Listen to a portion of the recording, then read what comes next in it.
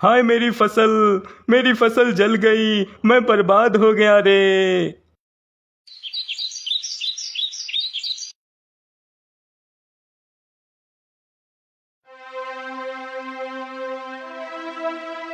और कब तक ऐसे ही बैठकर शोक मनाते रहोगे? हम बर्बाद तो पहले ही हो चुके हैं। अगर चिंता में डूब जाओगे तो बीमार पड़ जाओगे। खाने के पैसे नहीं हैं हमारे पास, इलाज कैसे कराओगे? नीलम, मैं चाह कर भी भूल नहीं पा रहा हूँ कि हमारे खेत में आग लग गई और हमारी सारी फसल जलकर राख हो गई। मैंने अपनी सारी पूंजी खेत की फसल में लगा दी थी।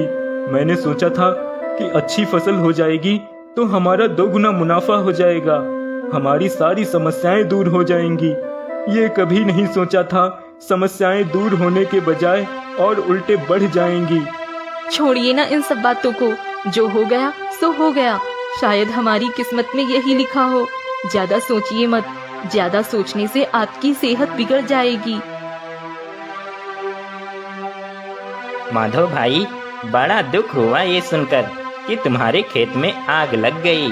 तो क्या सारी फसल जल गई? कुछ भी नहीं बचा? हाँ सुखी राम, कुछ भी नहीं बचा।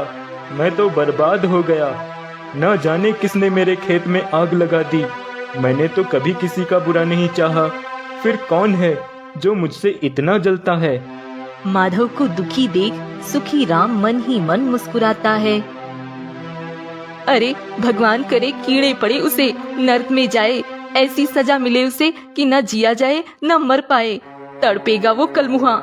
ये हम दुखियों की बद्दुआ है उस कलमुहे को। हमें बर्बाद करके क्या मिला उसे?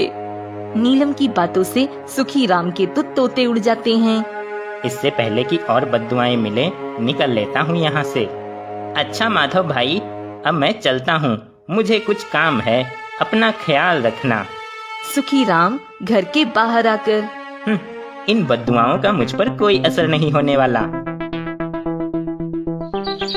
नीलम, बहुत दिन हो गए हैं, आज खेत की ओर हो आता हूँ। सोच रहा हूँ मुखिया जी से कुछ रुपए उधार लेकर खेत की बुआई कर दूं, बाद में सूद समेत लौटा दूंगा। माधव अपने खेत की ओर जाने के लिए निकलता है। तभी सुखी राम माधव को खेत की ओर जाते हुए देख सुखी राम भी माधव के पीछे पीछे हो लेता है। मैं इतनी आसानी से माधव का पीछा नहीं छोड़ने वाला। इतनी मुश्किल से मैं इसे बर्बाद कर पाया हूँ। कहीं ये फिर से आबाद हो गया तो?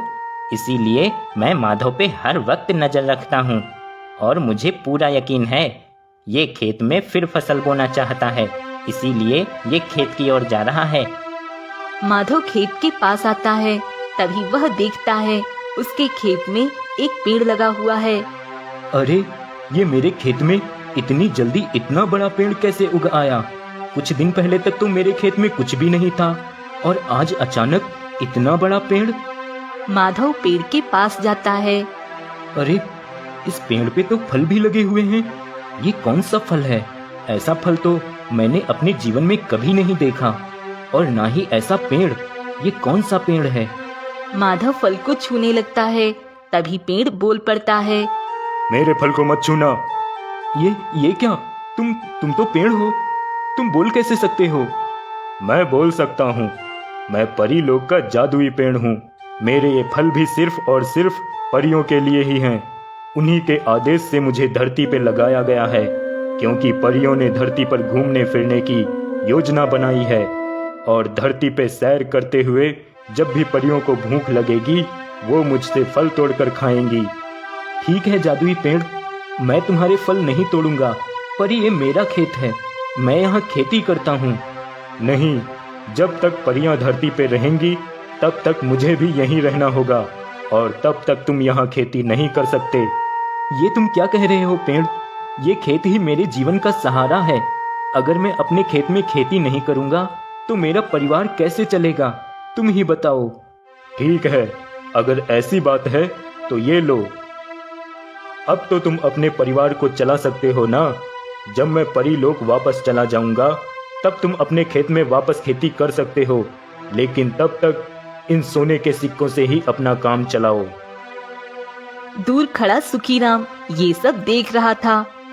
अच्छा, तो ये परी लोक का जादुई पेड़ है जो माधव के खेत में लगा हुआ है। इसने माधव को खूब सारे सोने के सिक्के दिए। ऐसे तो माधव बहुत अमीर हो जाएगा और मैं गरीब रह जाऊंगा। नहीं नहीं, ऐसा नहीं हो सकता। इस पेड़ को मुझे भी खूब सारा सोना देना होगा। सुखीराम उस पेड़ के पास जाता है।